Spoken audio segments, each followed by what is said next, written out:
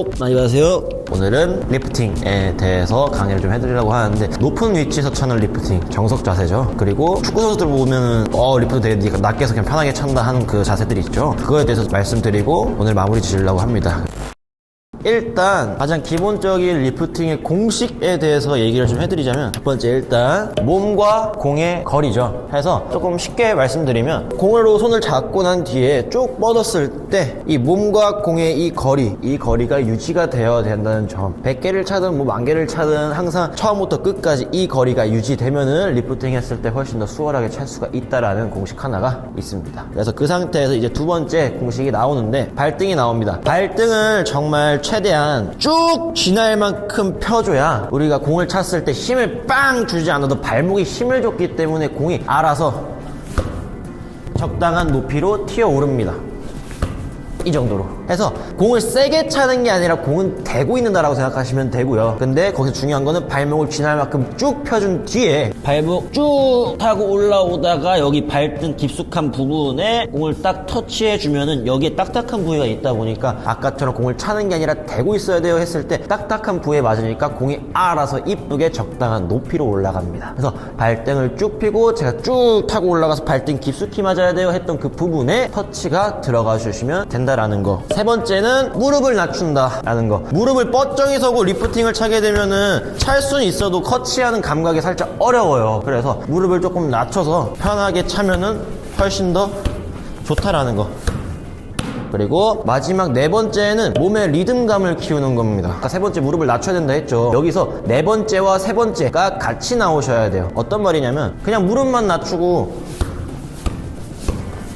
차는 게 아니라 리듬감까지 챙기시면은 무릎이 업다운이 됩니다. 이런 식으로 해서 몸에 계속 이렇게 바운스 리듬감 하나 둘 셋 네 하면서 무릎으로 반동을 주고 바운스를 줄 거라는 거. 이렇게 되면 장점이 뭐냐면, 일단 공을 찼을 때 공은 모든 동작에는 리듬이 들어가요. 축구에서 뭐 다른 스포츠도 마찬가지겠지만, 일단 축구에서 제가 가장 좋아하는 말이 리듬감을 살려라를 굉장히 좋아합니다. 그래서 업다운 하면서 리듬감, 그리고 차면서의 리듬감을 계속 챙겨주다 보면은 리프팅만이 아니라 드리블 했을 때, 그리고 템포 조절했을 때 굉장히 편안하게 더 나올 수 있다는 거. 그래서 리듬감 굉장히 중요하고 제가 굉장히 좋아합니다. 그래서 리프팅 찼을 때에도 무릎에 바운스를 주면서 리듬감을 챙기실 거라는 거.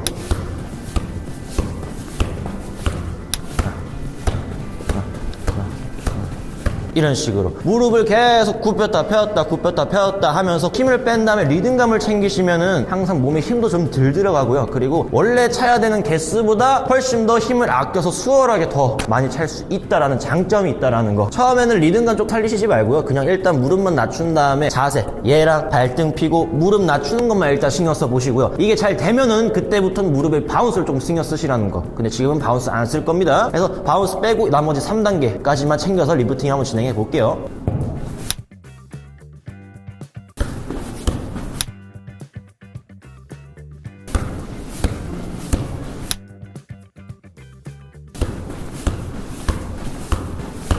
이렇게 하면은 리프팅의 완벽 정석 자세가 됩니다. 꿀팁 확인해야 될 것들을 좀 알려주자면, 소리를 잘 들으세요. 공을 맞췄을 때 소리를 잘 들어보세요. 이게 무슨 말이냐 싶으면은, 자, 이게 발끝 끝이고 발등 안쪽 깊숙이 부분입니다. 발등 앞쪽 끝에 맞게 되면은 발목에 힘을 줬어도 공이 눌리면서 힘이 딸려요. 그래서 소리가 팍 소리가 납니다. 팍!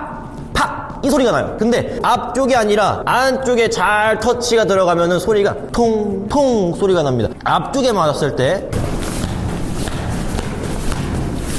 이렇게 팍팍 소리가 납니다. 근데 반대로 안쪽에 터치가 들어가면은 소리가 통 소리가 나고요. 마이크에 거의 안 들릴 정도의 소리가 안 나요. 앞쪽에 맞았을 때와 안쪽에 맞았을 때 소리가 아예 다릅니다. 그래서 내가 잘 차는지 못 차는지 모르겠어 하시는 분들은 소리를 들으세요. 팍 소리가 났는지, 통 소리가 났는지. 팍 소리가 들렸다, 아 잘못 맞았구나, 힘을 안 줬거나 발끝 앞쪽에 맞았구나, 그러면 안쪽으로 조금 더 위치를 바꿔서 통 소리가 날 수 있게 만들어야겠다 라고 혼자서 판단이 들어가시면 된다라는 거. 네, 좋은 방법이죠. 네, 설명이 끝났는데 사람들이 좀 궁금해 하시더라고요. 선수들이 차는 낮게 차는 리프팅 있죠. 발가락 말고 발등으로 차는 밑에서 가볍게 차는 거. 어렵지는 않아요. 어렵지는 않은데 제가 지금 처음에 말씀드렸던 이 4가지 정석 자세를 잘 익히셔야 된다라는 거. 얘가 베이스로 깔려 들어가야 돼요. 그래야 낮게 차는 게 가능합니다. 이유를 조금 말씀드리면 두 번째 단계에서 제가 말씀드렸던 발등을 쥐날 만큼 쭉 핀 다음에 발등 안쪽에 맞추세요 그랬죠. 근데 자세를 낮추게 되면은 발등을 굳이 쭉 피지 않아도 돼요. 쥐날 만큼 안 피셔도 괜찮습니다. 왜? 가장 중요한 게 뭐냐면 발등 안쪽에 맞는 거거든요. 발등 안쪽에 맞추는 이 감각을 처음에 정석 자세로 기르는 겁니다. 그리고 발끝을 피는 이유도 안쪽에 맞췄을 때 이 면적을 조금 더 크게 가져가려고 우리가 발등을 피는 이유가 있고요. 그래서 이 감각이 잘 길러졌다 하면은 그때부터 발목에 힘을 빼셔도 솔직히 상관없어요. 지금 이거 영상 보는 조금 축구를 아시는 분들은 공감을 좀 하실 텐데 안쪽에만 맞추면 공은 알아서 잘 뜨거든요. 소리도 통소리가 잘 나고. 제일 중요한 거는 발등 안쪽에 맞춰야 된다라는 거. 얘가 잘 감각이 길러지고 너무 여유가 생기실 경우에 점점 리프팅의 높이가 낮아지는 거죠. 이렇게 처음에 리프팅을 하시게 될 경우에 정석 자세가 나오죠. 이거 이제 여기서 계속 점점 낮아질 거라는 거. 대신 변하지 않는 거는 무릎 낮추는 거, 그리고 발등 안쪽에 맞추는 거, 몸에 힘 빼는 거, 그리고 마지막 리듬감, 바운스가 들어간다라는 거. 이렇게 변합니다.